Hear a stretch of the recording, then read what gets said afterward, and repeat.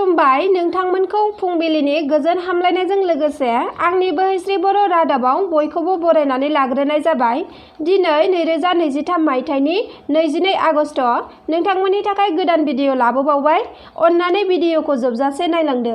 नलबारि जिल्लानि सिङाव थानाय राजा लामायाव स्कुटिजों थांबाय थानाय समाव सानै सेंग्राफ्रा गंसे ट्राकजों खर'जों खर' मोगा-मोगि सौदावलायनानै जाब्रबथाय जायो आरो लोगो लोगोनो सासे सेंग्राया जायगायावनो जिउ गोमायो आरो गुबुन सासेया गोब्राबै जोखोम जायो। थैनाय सुबुंनि मुंखौ प्रान्जल कलिता होनना मिथिना मोन्दों आरो गुबुन सासे गोब्राब जोखोम जानाय सुबुंनि मुङा जादों काकुलि कलिता। सासे हिन्जावसाखौ खावनो नाजानायनि दायाव साथाम दुथांफोरखौ गसाइगाव पुलिसा हमनो हाबाय। क'क्राझार जिल्लानि सिङाव थानाय गसाइगावनि श्रीरामपुराव साथाम दुथांफोरा सासे हिन्जावसाखौ किडनेप खालामनो नाजादोंमोन। बेखौ लानानैनो न'खरनि सुबुंफ्रा अजद होनाय बादि गसाइगाव पुलिसा साथाम दुथांफोरखौ हमबाय। मुङा फारियै सैफुल इस्लाम, साहिदुल इस्लाम, मिनहाज आली। बिसोर साथामबो बङाइगाव जिल्लानि अबियापुरिनि सिङाव थानाय कासारखेति ओनसोलनि थागिबि। बाक्सा डिस्ट्रिक्टनि सिङाव थानाय फालुकदुङा गामिनि थागिबि बानेश्वर बसुमतारी आरो साया बसुमतारीनि अनसुलि फिसाजो जुनाली बसुमतारीया आसामनि जानानै उरिष्या रायजोनि सिङाव थानाय फुडनेसाराव नेशनेल ट्रेनिं केम्पआव जायगा मोन्दों आरो बेहाय सेलेक्शन जाखांब्ला एशियान कापआव गेम गेलेनो थाखाय खाबु मोनगोन।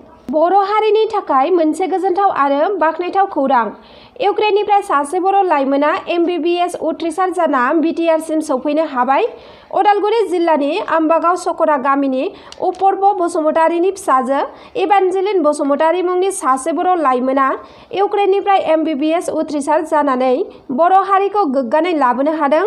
मिथिना मोननाय बादिब्ला डक्टर इभान्जेलिना इउक्रेन हादरनि इभान हरबासिभेस्की ट्रेन अफ फिल्ड स्टेट मेडिकेल इउनिभार्सिटि इउक्रेनाव 6 बोसोरनि थाखाय देहा सोलोंथाइ बिफाननि मास्टार अफ जेनेरेल मेडिसिन डिग्रीखौ फोजोबनानै MBBS डिग्री लाना न' फारसे फैफिननो हायो।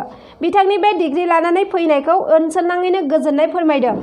डक्टर इभान्जेलिन बिथांखौ आम्बागाव दखरा एबसुनि आफादगिरि बिमल बसुमतारी आरो आम्बागाव प्राइमारि कमिटि UPPLनि नेहाथारि कामेस्वर दैमारी आरो लोगोसे बिबानगिरि बिथांमोनहा डक्टर इभान्जेलिन बसुमतारी बिथांखौ आर'नाइजों बरायहोयो आरो लोगोसे गोजोननाय फोरमायो। सासे सिख्लाया गुबुन हारिनि सुबुंजों हाबा जानायखौ लानानै न'खरनि मानसिफ्रा गोजोननाय गैयामोन। बे जाथाया जादों गुरुग्रामाव सासे 22 बोसोर बैसोनि सिख्लाखौ गुबुन हारिनि सेंग्राजों गोसो थोलायनानै जुलि जानायनि जाहोनाव सिख्लानि बिमा-बिफा आरो फंबाया लोगो नांनानै सिख्लाखौ बुथारदों। बुथारजानाय सिख्लानि मुङा जाबाय अनजालि। अनजालिया गुबुन हारिनि सन्दीप मुंनि सेंग्राजों गोसो थोलायनानै जुलि जादोंमोन। बेनिखायनो हारि आरो न'खरा बदनाम जाना लासिंसिं जानायखाय गावसिनि फिसाजोखौनो इनायै बुथारबाय। उनाव अनजालिखौ बुथारग्रा बिमा-बिफा आरो फंबायखौ पुलिसा हमबाय। बिफानि मुङा जाबाय कुलदीप 42 बोसोर बैसोनि, बिमानि मुङा जाबाय रिंकी 42 बोसोर बैसोनि आरो फंबायनि मुङा जाबाय कुनाल 20 बोसोर बैसोनि। बङाइगावआव गेदेर लुथिनाय जाथाय। गुलि गावनानै गोबां लाख रांनि गहेना लुथिनानै लांबाय दाखाथिफोरा। बङाइगावनि राखालदुबि दाउखिसानाव जादों बे जाथाया। लखन बिश्वास मुंनि सासे गहेनानि फालांगिरिया मोनानि 9 रिंगासो समाव गावनि गलाखौ बन्द' खालामनानै बियानैजों न' फारसे फैबाय थानाय समावनो बे लुथिनाय जाथाया जानो मोन्दों। बियानैया फोरमायथिनाय बादिब्ला लुथिग्राफोरा 6 साद'नि मादाव 4 लामा गेजेराव थादोंमोन, सासेया लामानि गोजौआव थादोंमोन आरो गुबुन सासेया बाइकआव थानानै लुथिनो थाखाय नेबाय थादोंमोन। बे समावनो दखान बन्द' खालामनानै दखानाव थानाय गासैबो सना रुफाखौ बेगाव सोना न'आव लानानै फैनाय बेगखौ सेख'दों, जेराव नारा-नाथा जादों। बे समाव गलादार लखन बिश्वासनि खर'आवबो बुदों। उनाव गुलि गावगारनानै सना सोनाय बेगखौ लानानै थांदों दाखाथिफोरा।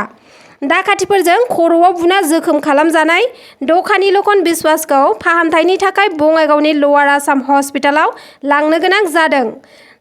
दाखाथिफोरा लुथिनानै लांनाय बेगाव गासै 10 लाख रांनि गहेनाफोर दंमोन होनना फोरमायथिदों दखानि लखन बिश्वासआ।